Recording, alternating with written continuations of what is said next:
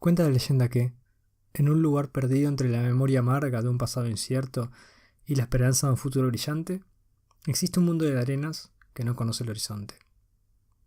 Los ancianos del barrio siempre hablan de ese lugar y dicen que el cielo es similar a los infiernos, pero más bien el infierno de los buenos samaritanos.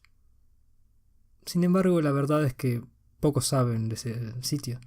Francamente, algunos ni siquiera han escuchado hablar jamás de él.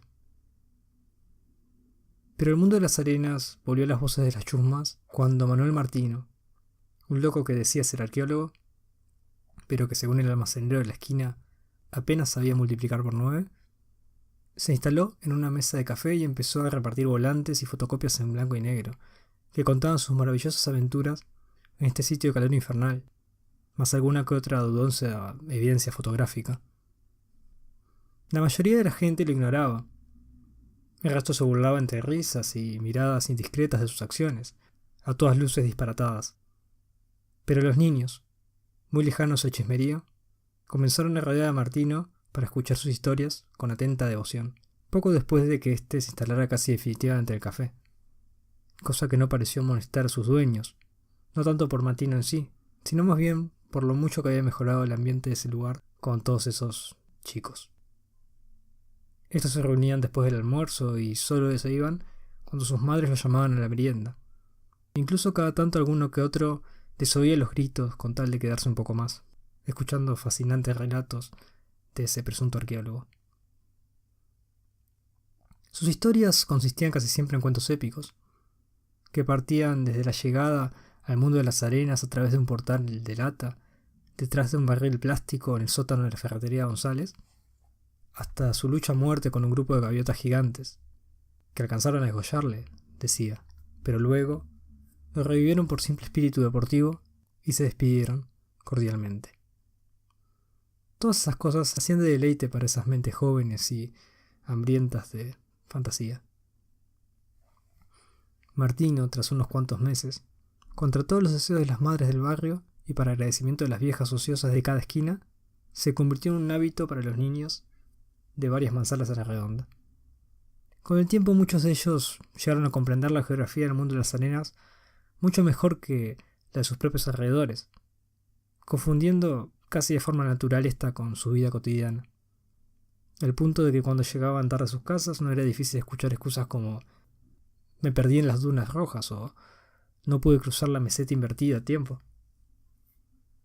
Tras la llegada del invierno, cuando los niños empezaron el turno de la tarde en la escuela y los fríos se hicieron demasiado intensos como para salir de noche, el grupo del arqueólogo se redujo, pero sus pequeños seguidores no dejaron de hacer crecer su mundo. En los recreos se desafiaban los unos a los otros con riesgosas misiones. Adoptaban nombres nativos de la arena, domaban invisibles bestias aliadas que llevaban a combates épicos contra legiones invencibles. El mundo de las arenas estaba ya en todos lados, no solo en la escuela, sino también en sus casas, contagiando a sus padres, abuelos, hermanos mayores y mascotas. No pasó mucho tiempo para que las viejas de la esquina dejaran de burlarse de Martino y comenzaran a hablar del insoportable calor de julio, o cómo les molestaba la arena cuando llevaban las pantuflas con ropa de camas dentro de sus casas. Por esos tiempos, cuando el café pasó a ser una meseta y las canchas de fútbol solo quedaron reducidas a un llano de arena blanca rajada, los más lúcidos se preguntaron si había sido Martino, o los niños, quienes trajeron el mundo de las arenas al barrio.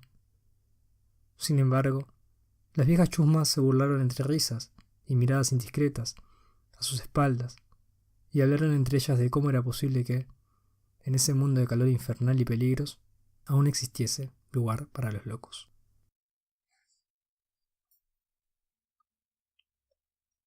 Esto es Arclight Podcast. Mi nombre es Pablo César y estoy acá con un objetivo sencillo. En estos breves minutos quiero que nos interioricemos un poco en el proceso creativo, en particular en lo que respecta a la narrativa, y aún más en particular en lo que implica las historias cortas. No tanto necesariamente las novelas y las composiciones complejas, sino el germen de la creación a través de pocas palabras. El caso de este ejemplo, de lo que leí recientemente que yo titulo El mundo de las arenas, es una historia simple, breve, estructurada, con una ambientación ficticia, pero no tanto.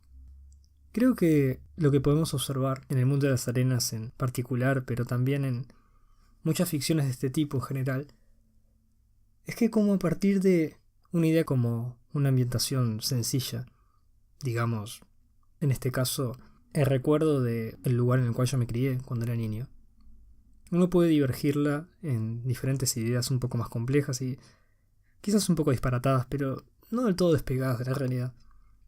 Hay que tener en cuenta que, si bien la ficción, como estructura, puede ser justamente absolutamente ficticia, casi siempre es una buena estrategia tomar esos puntos de inflexión que familiarizan al lector con lo que está leyendo. ¿Qué quiero decir con esto? La ficción, para ser una ficción efectiva, no tiene por qué ser necesariamente despegada. De hecho, me atrevo a decir que cuanto menos despegada de la realidad esté la ficción, siendo aún así distintiva, va a ser mucho más fácil que el lector empatice con ella. Por ejemplo, en el caso del mundo de las arenas, uno con un pasado similar al mío, por supuesto, no quiero pecar de generalista. Estoy seguro que mucha gente puede compartir una imagen de niñez similar a la mía, sobre todo en el Río de la Plata. Puede empatizar con algunos conceptos que vieran. La idea de vecindad, la idea de comunidad pequeña, reducida a cuadras, plazas, bares. Sin embargo, no todos necesariamente tenemos por qué familiarizar con el desierto, o con mitos o con bestias. Sin embargo, tenemos por un lado la experiencia de la vida en un ambiente similar al narrado, y en caso de no haberlo vivido, por lo menos conocerlo de una forma concreta, que nos hace pensar que de hecho es algo que sucedió. Y por otro lado, lo más extremo, lo más ficticio, pero que no es del todo ficticio. Nos podemos hacer la imagen mental de un desierto si pensamos en un desierto. Nos podemos imaginar una bestia. Nos podemos imaginar una desertificación de un lugar. Entonces, si bien somos conscientes todo el tiempo de que esto es un trabajo de ficción, parte del proceso creativo para crear ficción es que, a pesar de esa conciencia que tenemos de que lo que estamos leyendo es, entre comillas, falso, nuestro cerebro en cierta forma lo asocia con algo que no está totalmente despegado de nuestro entendimiento.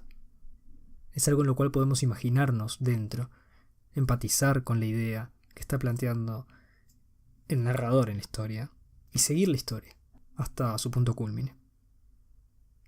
Por supuesto, esa es una puntualización menor, pero me parece pertinente hacerla y tenerla en cuenta, sobre todo para próximas semanas.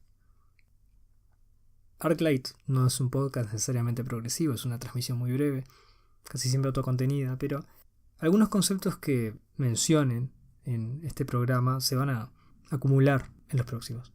Y este es uno de ellos. A través de el uso de un recurso como la ficción, pero con asociaciones en nuestra experiencia, podemos lograr una mejor compenetración por parte del lector con lo que estamos escribiendo. Esto fue Arclight Podcast. Mi nombre es Pablo César Borja. Hasta la semana próxima.